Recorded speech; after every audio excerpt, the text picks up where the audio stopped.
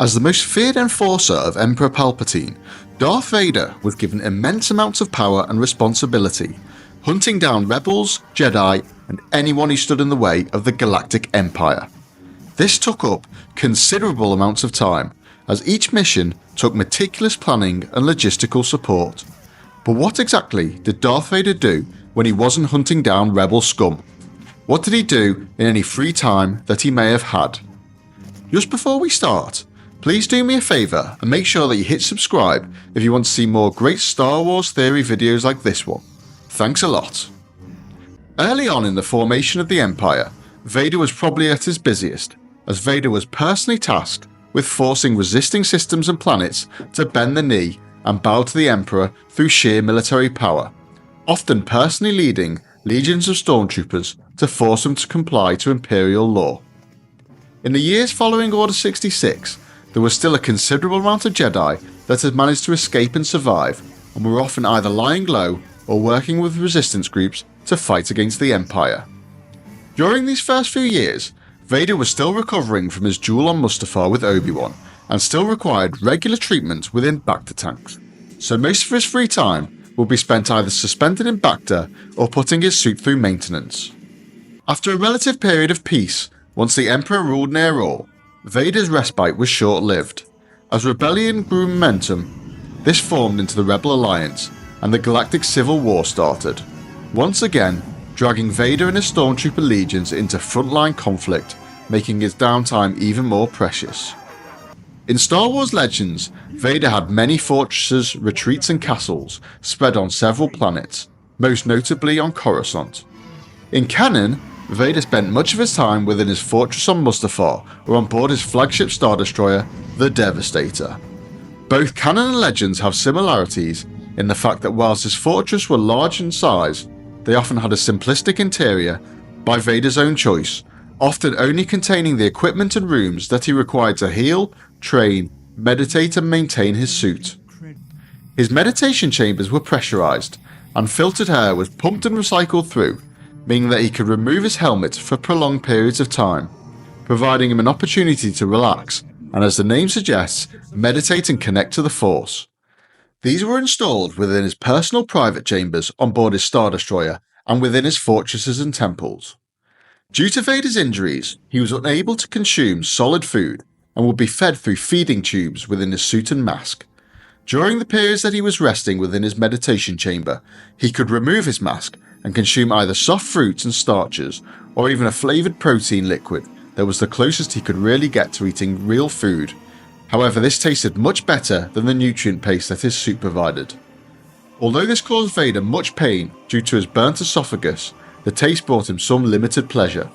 For the first few years, the meditation chamber provided him with the opportunity to reflect on all that he had been through and all that he had done during his new life as a Sith Lord.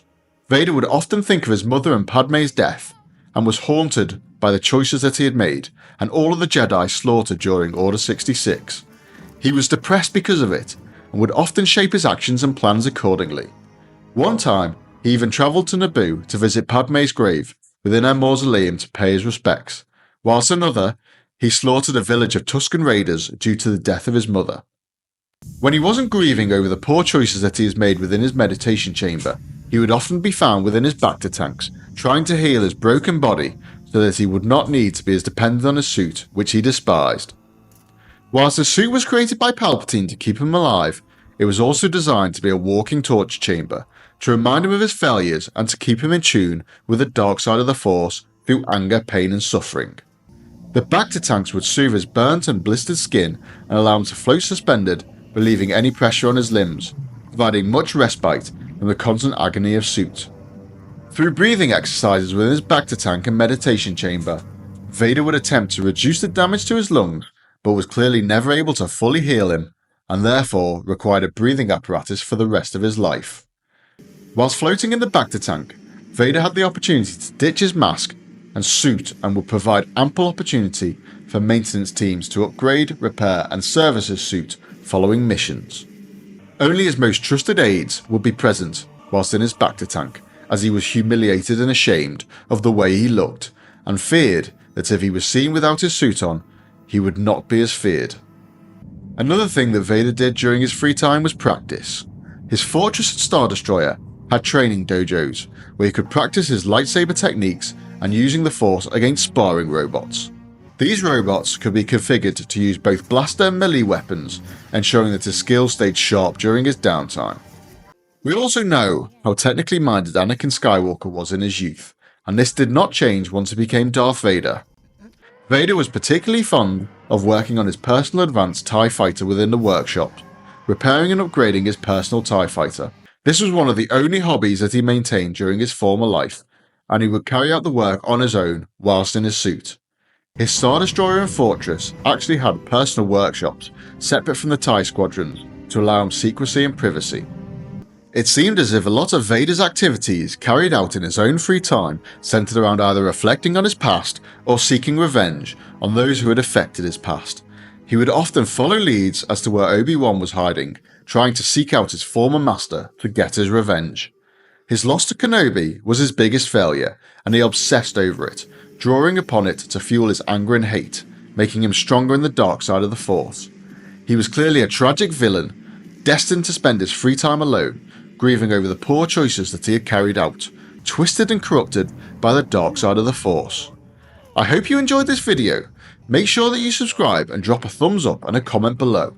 It goes a long way to ensuring that we can continue to make great Star Wars theory videos like this one. Thanks for watching.